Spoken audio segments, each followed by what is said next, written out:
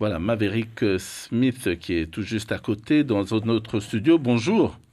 Yorana, Alors, pour la première fois, un indicateur de coût de la rentrée universitaire est rendu public. Votre syndicat, Avenir étudiant, en est à l'origine. Alors, qu'est-ce qui vous a poussé à lancer une telle étude, une telle enquête? oui, comme vous le précisiez, c'est la première fois qu'une étude de la sorte est lancée en Polynésie. Et en fait, si vous voulez, nous avons réalisé il y a quelques années une première enquête sur la précarité étudiante, ce qui a amorcé cette enquête, cette étude sur le coût de la rentrée. Hmm. Alors, quels sont les critères que vous avez choisis, que vous avez retenus pour eh bien mener cette enquête? Alors, nous avons retenu le profil social, enfin, nous avons retenu plusieurs profils d'étudiants selon leur origine, comment dire, leur âge aussi, leur établissement d'appartenance, les dépenses liées à leur installation en logement, que ce soit en privé ou dans des logements étudiants. Le transport aérien qui est le coût qui a différencié en fait les résultats que nous avons eus lors de notre étude. Hmm. Alors, on apprend que 250 à 300 étudiants vivent en situation de précarité. Alors, c'est un terme qu'on utilise, qu'on emprunte habituellement pour parler des SDF ou alors des chômeurs. Alors là, c'est ce phénomène donc d'étudiants pauvres, pour ne pas mâcher nos mots. Il est nouveau.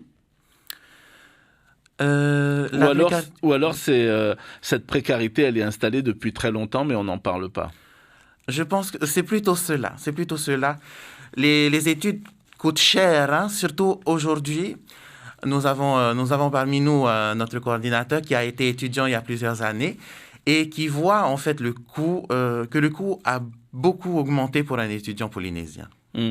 Alors, ce coût, est-ce que donc ce coût, cette précarité, cette pauvreté, cet état de pauvreté, ça peut être l'une des raisons principales du décrochage scolaire?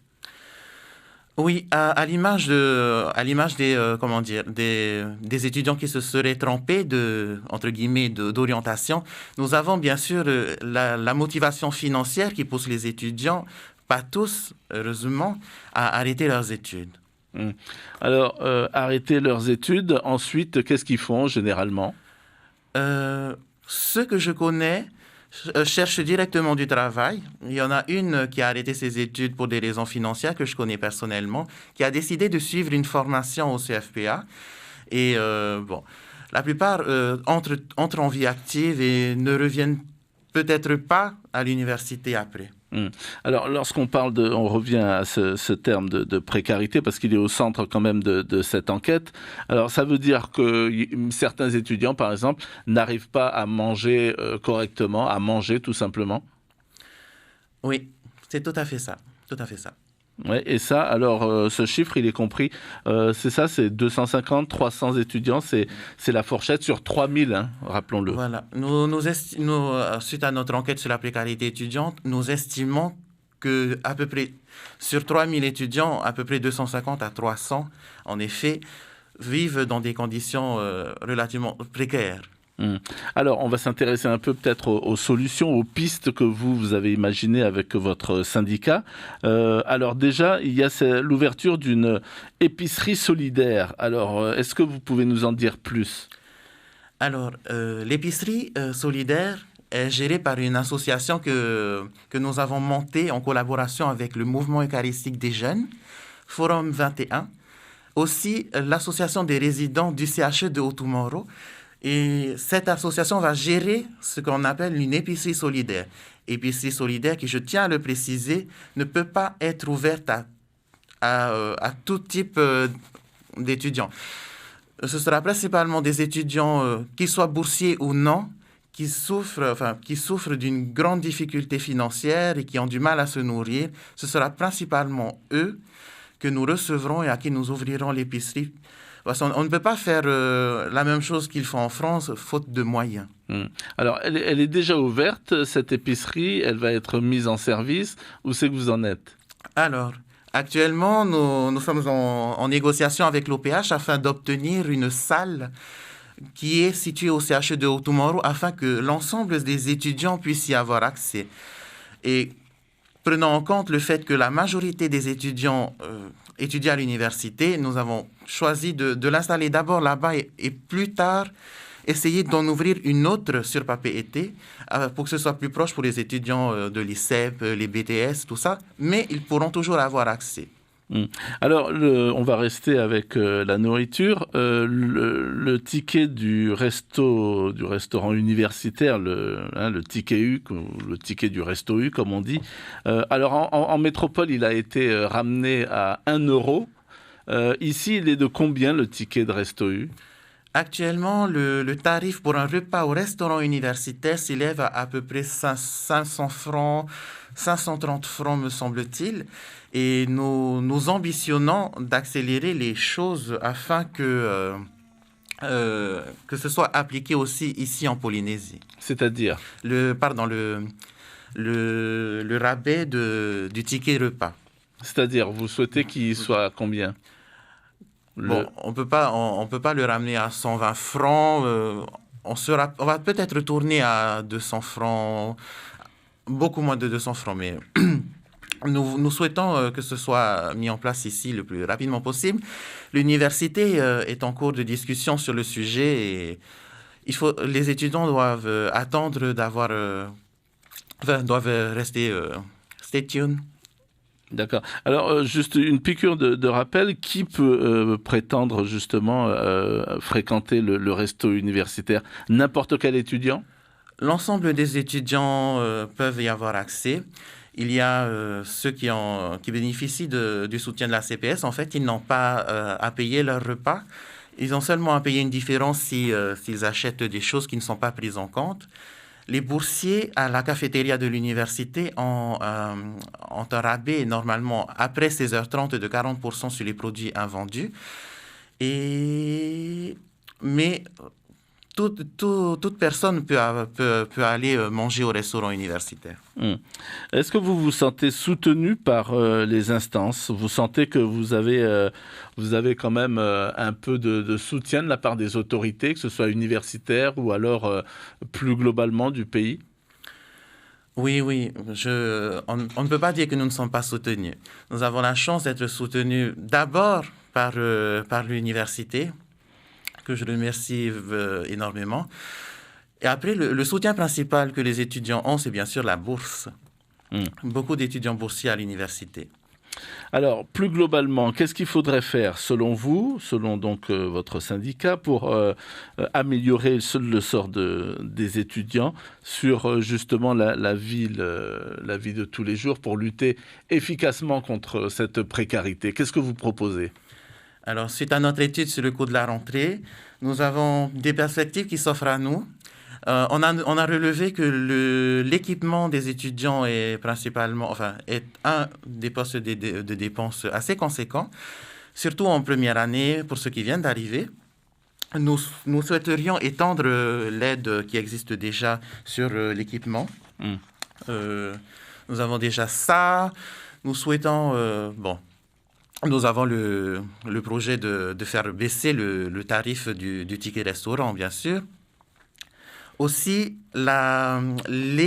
l'équilibrage en fait du versement des bourses, parce que le territoire propose une bourse qui est versée pendant 9 mois, mais l'État en propose une qui est versée pendant 10 mois. Du coup, nous souhaiterions...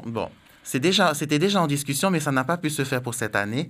Nous souhaiterions que ça se fasse pour l'année suivante. Et j'insiste aussi sur un grand projet que nous avons, sur lequel nous travaillons depuis pas mal de temps. Ça fait à peu près 2 ans qu'on y travaille. Il s'agit du guichet unique. D'accord. Qu'est-ce que c'est ? Alors, le guichet unique, grosso modo, serait construit sur le modèle d'un CROUS et qui recevrait les étudiants qui recevrait les étudiants en son sein afin de les informer sur toutes les démarches à avoir pour leur demande de bourse, leur demande de logement. Et ce qu'on souhaiterait faire surtout, c'est proposer un dossier unique afin qu'ils puissent effectuer leur demande de bourse, leur demande de logement, leur demande de toutes les aides possibles proposées aux étudiants. Donc un CROUS local, quoi. Tout à fait. Alors un mot peut-être aussi sur la sécurité autour du campus. Des efforts ont été faits pour mieux éclairer certains passages. Où c'est qu'on en est aujourd'hui? C'est suffisant déjà? Oui. Merci beaucoup à l'université à l'OPH qui ont effectué des travaux afin de dégager l'escalier menant au centre d'hébergement des étudiants de Otumoro. C'est le jour en pleine nuit, en fait. Ouais. Et alors, ça c'est pour l'amélioration donc de la sécurité. Il y avait eu des efforts fournis également pour la desserte. Les bus désormais arrivent pratiquement à l'université. C'est un plus, ça aussi, non? Oui. À l'université, nous avions au sein de l'université un petit arrêt de bus, mais pour des raisons de sécurité, il a été préférable de déplacer cet arrêt de bus sur le rond-point qui est tout près de l'université. Alors, une des conclusions qui ressort de votre enquête, c'est qu'il y a donc des inégalités de chances criantes entre les étudiants. Alors, comment arriver à réduire ces inégalités-là? Comment dire? Il s'agira principalement d'avoir des discussions avec les autorités compétentes et surtout, comment dire, comme je disais plus tôt, le coût du billet d'avion fait la différence entre les étudiants. Et le territoire, heureusement, propose une aide et prend en charge les billets d'avion des étudiants pour venir à Tahiti. Et ce serait une bonne idée d'avoir une discussion avec l'État et Air Tahiti afin de voir dans quelle mesure ce sera possible de le faire. Donc ça, c'est pour les étudiants en provenance des îles, hein? Oui. Et justement, quel est pareil, les étudiants qui viennent des îles sont moins lotis, moins mieux lotis, ou alors ils ont les mêmes difficultés que les autres étudiants? Comment dire? C'est un problème récurrent, le logement. Les étudiants boursiers ont la chance d'avoir plus facilement accès au logement étudiant. À la cité universitaire, au CHE, il y a celui de Otumoro et celui de Pareita. Mais il y a aussi ceux qui ne sont pas boursiers.